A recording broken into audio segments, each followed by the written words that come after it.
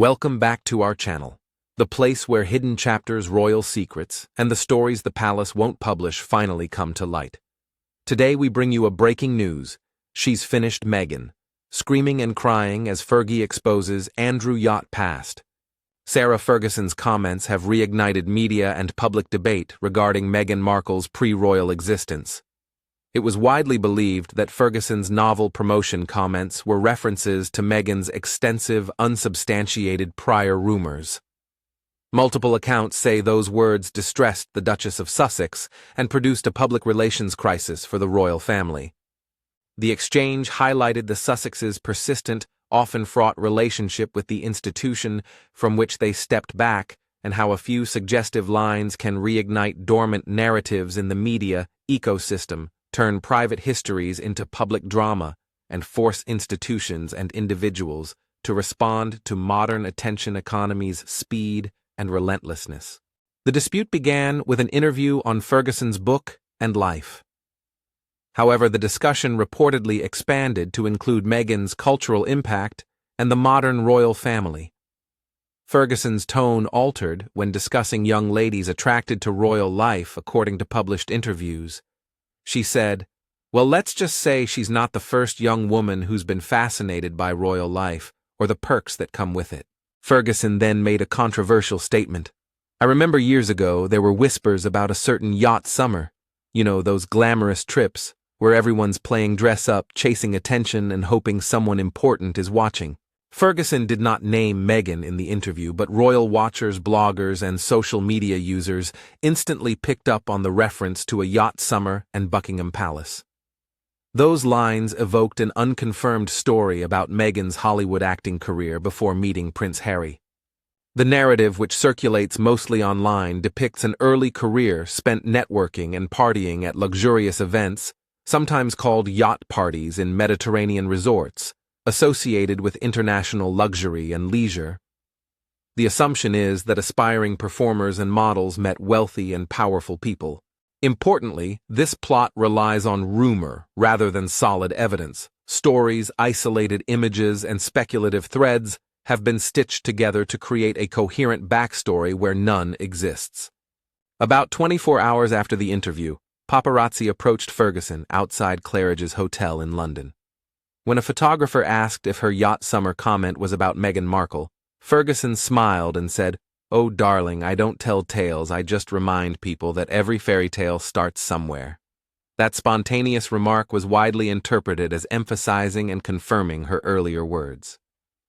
Ferguson's suggestive phrasing and amused delivery provided several interpretations. Admirers saw it as humorous story, while detractors saw it as calculated implication.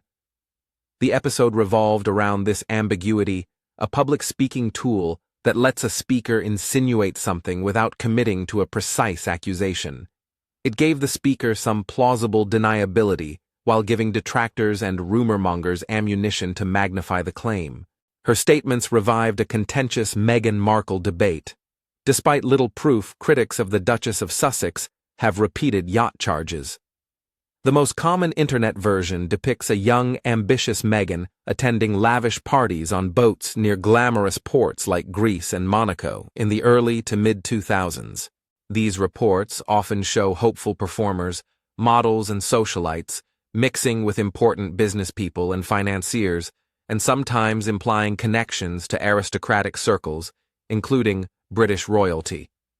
This haphazard collection of insinuations and cherry-picked photographs has taken on the appearance of a conspiracy-style tale perpetuated by repetition rather than corroboration. Because of its tangential connection to Prince Andrew, the Duke of York, and Ferguson's ex-husband, this narrative was exceptionally harmful. Prince Andrew was noted for his global elite friendships during the relevant period. His social life was criticized before the scandals that led to his resignation. For years, online pundits and bloggers have speculated that Meghan and Andrew frequented similar social circles. There is no credible proof that Meghan Markle and Prince Andrew met socially or had a relationship during that time, as many reliable accounts show. In the fast-paced world of social media, suggestion and association can be as powerful as fact. A single hint from an institution insider, however informal, was enough to resurrect a dormant narrative and turn it into a scandal. Ferguson's yacht summer provocation was symbolic. Due to her former marriage to Prince Andrew and her long-standing royal connections, she was seen as an insider whose statements gave the old tale some legitimacy. Whether that perception was justified is another story, but public perception is powerful.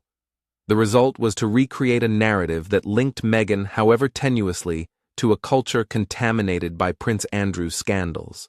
Public relations issues arose when a troublesome association resurfaced, which might damage a public figure's reputation by implication.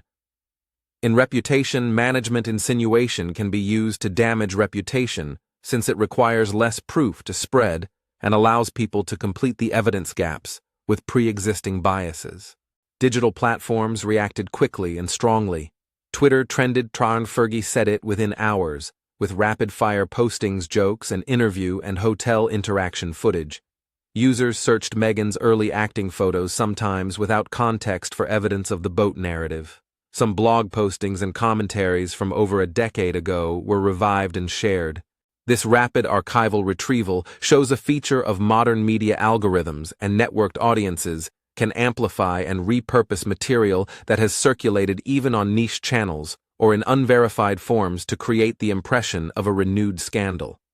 Digital archives, searchable content, and social sharing enable selective curation and weaponized memory, recasting past uncertainties as modern revelations.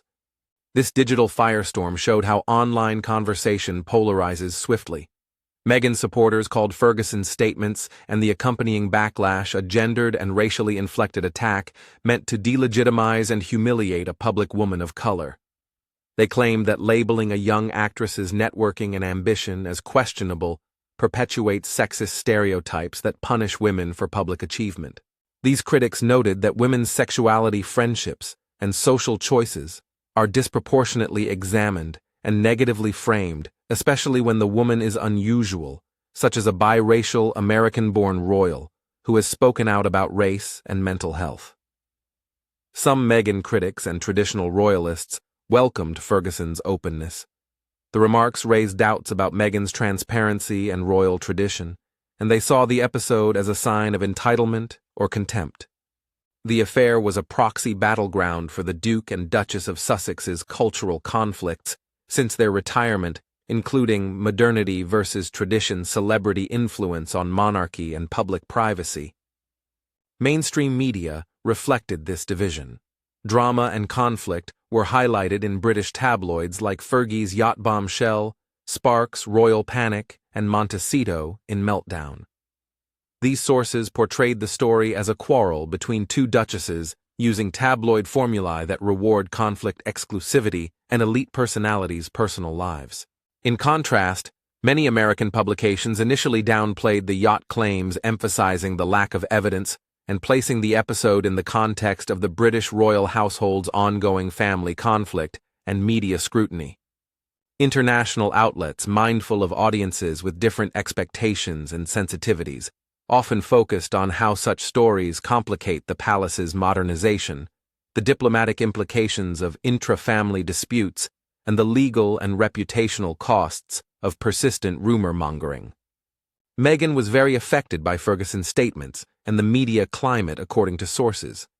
One tabloid stated that she was furious beyond words, taking Ferguson's comments as a personal betrayal. Ferguson was expected to demonstrate empathy since she had undergone decades of terrible media scrutiny, and she was also seen as a royal insider who could have shown moderation. Meghan's sources said she never met Prince Andrew in person and that the Yacht claims were misogynistic lies to lower her status. Public women's pasts are sometimes investigated with excessive vigor, leading to accusations of gendered double standards and racial intolerance. Revived rumors based on implication and collective memory rather than documentary proof can reignite scars, create protective family dynamics, and hinder public life participation. Apparently, Meghan's PR team reacted. The Duchess initially appeared to choose silence, a common crisis management method to avoid retort or interaction. Behind the scenes, her representatives were reportedly contacting media outlets to ask them to stop repeating old defamatory rumors. There were also unverified reports that efforts were being made to manage online search results and digital presentation to downplay negative coverage. Controlling narrative touchpoints, restricting harmful content, and carefully orchestrating public appearances to change the controversy's visual story are now common containment methods in high-profile communications work. Commentators also suggested sending legal letters initiating takedown requests or commissioning targeted social media campaigns to promote alternative narratives, though these options come with costs, publicity, and the risk of drawing attention. Prince Harry also seemed agitated. He saw the episode as another example of media and public pressure on his family and wife, which partly led to their departure from major royal tasks. The words were especially hurtful because they came from a married relative. The event underlined the couple's continued dilemma in attempting to exercise control over their public narrative, while remaining attached both symbolically and legally to an organization whose members and former members continue to influence public impressions. Harry has spoken freely about media intrusion trauma and how conjecture and smear tactics can worsen personal and familial suffering. This episode was part of a cycle in which the couple's private past is publicized frequently with moral judgment and selective memory. Buckingham Palace and the royal family kept their usual quiet. The institution traditionally refrains from commenting on individual family issues or on speculative media articles, a strategy aimed to avoid entanglement in internal matters and to promote an appearance of group togetherness. Nonetheless, insiders characterized as royal aides supplied off-the-record assessments to chosen outlets. A source told the Daily Mail that the palace has no interest in rehashing Meghan Markle's past. But Sarah's statements couldn't have come at a worse time. Other reports suggested that King Charles III was dissatisfied with the public dispute given his focus on a modern, unified monarchy. In that setting, expressing disputes between two duchesses was considered a distraction that could reignite wounds the institution was trying to heal.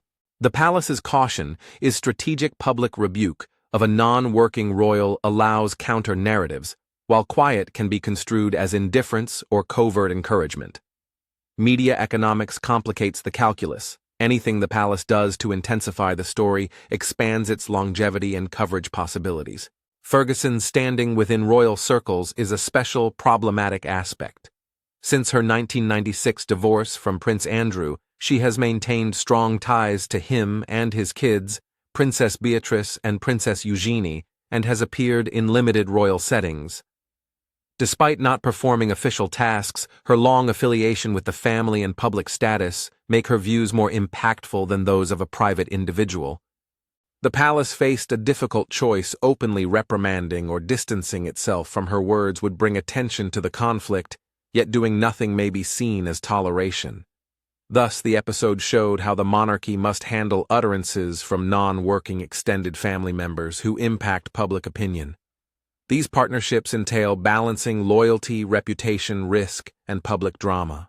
They also highlight the difficulties of modern royalty in a 24/7 media ecosystem, where informal comments can have formal implications. Ferguson's relationship with Meghan and public past can help explain her comments. Prior to the recent incident, royal media and palace sources reported difficulties between the duchesses. Princess Eugenie's October 2018 wedding was a major flashpoint. Several accounts said Meghan and Prince Harry told top royal family members about Meghan's first pregnancy at that reception.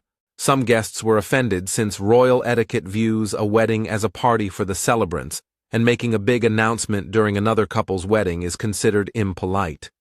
One insider said Fergie felt it was classic Meghan, turning someone else's celebration into her own headline. That incident, whether genuine or perceived, is often regarded as a source of residual animosity and a route for future coolness between the women. More broadly, Ferguson's public history shapes her image. She suffered public scrutiny and humiliation throughout the 1990s, damaging her reputation. She rebuilt her reputation and finances. Ferguson may be frustrated with Meghan's royal relationship, according to commentators and palace sources. Ferguson's comments may reflect a sense of having paid dues to the institution and learned its often unwritten rules the hard way. Meghan's more modern approach to the role, asserting personal autonomy and a different relationship to royal protocols, may be seen as a lack of respect for tradition. The remarks could be seen as royal payback, a subtle but sharp reminder from an experienced insider to a relative newcomer about the weight of history and hierarchy in the royal milieu. It helps explain why such comments are symbolic, whether that is a true psychological assessment of Ferguson's reasons or an interpretive frame imposed by spectators. As the story progressed, analysts and social media users characterized it as a Duchess versus Duchess public relations conflict, contrasting the two women's personal brands. Meghan's polished, sophisticated, and aspirational public presence is fashioned by years of activism, wellness-focused presentation, and meticulously produced professional appearances. Ferguson's candidness, self-deprecating wit, and unique charm make her more approachable to some audiences, which has helped her regain public favor. These stylistic contrasts let audiences choose sides depending on celebrity behavior. Team Fergie trended, demonstrating that Ferguson's sincerity and down-to-earth narrative connected with some.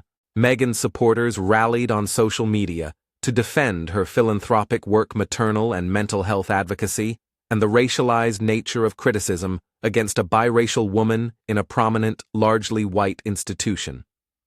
Meghan seems to have changed her strategy after the unfavorable press. Public activities indicated a change toward calculated visibility after a time of silence. She seemed calm, professional, and committed to her public issues at a Los Angeles women's leadership luncheon. She appeared poised, well-tailored, and smiling to avoid appearing agitated and to show that she was working hard. Public relations tactics like this show continuity, resilience, and normalcy in the face of scandal and offer alternative media narratives. Beyond public appearances, organized op-eds, targeted interviews with favorable sites, and tailored internet content promoting charity actions are often used to reframe a narrative and move emphasis from scandal to substance. Ferguson preserved her voice in the discourse with a quieter publicity strategy. She spoke nostalgic memories about her childhood on daytime television to sell her book, and made broad statements about royal newcomers who wanted crowns before they earned them, which was largely perceived as another subtle dig at Meghan. Ferguson's charm, self-effacement, and wit entertained the studio audience and provided media-friendly soundbites. That film went viral, confirming a quarrel and showcasing Ferguson's confidence in the spotlight, contrasting Meghan's predicament. The contrast between the two duchesses, one easygoing and jocular in public, the other restricted and circumspect, fed into themes about resilience, image control, and the benefits of differing media competence. A larger Sussex media response was also rumored. Insiders indicated Meghan would conduct a long-form interview or documentary to regain her narrative. The Sussexes have used extensive media appearances, such as their Oprah Winfrey interview, to give an uncensored perspective and skip intermediaries. This method can explain a subject's perspective and reclaim a plot, but it's risky. Any full public exposition draws rigorous scrutiny, and any claim could spark conflict with the royal institution and critics who perceive direct media-led explanations as theatrical or self-serving. Each big media initiative may be weighed against others, lessening rhetorical impact and raising stakes. The episode explores numerous larger issues at the junction of modern celebrity, institutional monarchy, and media mechanics beyond interpersonal relations. First, it shows how powerful, ambiguous speech can be in public discourse. Suggestive language may spark a flurry of accusations and content retrieval, even without explicit data. This rhetorical sting is amplified by social media, where implications spread swiftly and verification is sometimes overlooked. Second, it shows how quickly and persistently digital archives and social networks can revive and recirculate old content, heightening mistrust and turning gossip into mainstream news. Third, it shows the problem institutions have in managing semi-detached members of an extended family. The monarchy must assess the ramifications of disciplining or ignoring remarks by those who are no longer formal representatives, but nonetheless attract public attention. Each option, reprimand, involvement, or silence, can affect institutional authority, public perception, and family connections. Fourth, the event illustrates reputational contagion. An allegation need not be factual to be destructive if it gains traction on platforms where viewers perceive unverified claims as reasonable because they confirm pre-existing narratives. Fifth, it highlights the gendered and racialized dynamics that shape public perceptions of women's pasts. Networking, socializing, and professional mobility are coded differently for women, especially women of color, resulting in disproportionate scrutiny and moralizing coverage. Finally, it raises ethical problems concerning public discourse. When important persons use insinuation instead of evidence, must media outlets and audiences require proof before amplifying potentially harmful claims. Technical and legal issues affected behind-the-scenes reactions. Media strategy and digital forensics are merging in reputation management. Teams monitoring search engine results can flood the web with new content, interviews, remarks, charity announcements to knock down unflattering pages. They can also ask platform providers to remove or de-index libelous or policy-violating content. Legal letters threatening action can dissuade publications from republishing old, unconfirmed accusations in places with strong defamation laws, but litigation has its own costs. Legal action can stop repeat publications and get corrections, but it can also intensify the claim and lock the parties in public disputes. Considering legal merits and media risk, litigating or not is strategic. Public figures migrating across countries and legal systems face difficulties due to various defamation, privacy, and court accessibility criteria. Intermediaries like PR advisors, lawyers, and sympathetic journalists can impact coverage or give platforms. The Sussexes have used omission, selective disclosure, and strategic collaboration with fair-minded publications. High-profile figures balance silence with targeted public appearances, use supportive op-eds or interviews to clear the air, and occasionally let friendly media drive the narrative. Each piece aims to refocus the story arc from scandal to charitable activities, leadership endeavors, or personal achievements, reclaiming attention economies that default to controversy. The episode also raises monarchy institutional questions. A hereditary institution with public respect must balance tradition and modernization while managing a large extended family. Informal actors, ex-spouses, siblings, cousins, and in-laws may not be paid crown representatives, but they can create its public image. Corporate CEOs can fire or reprimand staff, but the monarchs cannot. Retracting invitations, subtle distancing, or private counsel are its symbolic and diplomatic choices. These measures are visibly and effectively uneven and often only work if people accept them. A non-working royal's words might promote narratives about the institution, which can affect patronage, public support, and the monarchy's standing in a modern pluralistic society. Cultural historians and media scholars will remark that minor personalities' provocative criticism has affected public perception of central ones before. Celebrity biographies, documentaries, and deep-dive podcasts satisfy the appetite for behind-the-scenes discoveries, making narrative control a defensive management issue. Once informal recollections enter the public record through interviews, memoirs, or offhand remarks, their afterlife is unpredictable. They can be quoted, reframed, remixed, and republished in unexpected ways. Modern reputation dynamics revolve around oral anecdote and digital permanence. A throwaway phrase in a media appearance can be searched for and used years later. Audience interpretation of innuendo has sociological ramifications. Confirmation bias and the illusory truth effect play important roles. If a listener already doubts a public figure, an ambiguous statement becomes evidence. Repetition across channels increases perceived plausibility. And visual cues, photos in social settings, yachts and seaside glamour serve as evocative shorthand, even without direct links. Memes and tropes simplify complex histories into short, shareable stories with little context. Even after falsehoods are clarified, large sectors of the public may retain the initial impression, causing cumulative, gradual, and often irrevocable reputational damage. Finally, the episode illustrates a cultural debate about tradition in modern public life by contrasting duty and autonomy, established codes of conduct, and modern public roles, and two different female public personae. The Ferguson-Meghan issue symbolizes a larger debate about how public women are assessed and how institutions respond to private tensions brought to light. It also raises longer-term challenges about the monarchy's ability to recreate itself while maintaining coherence amid a vast network of formal and informal actors who can shape narrative frameworks.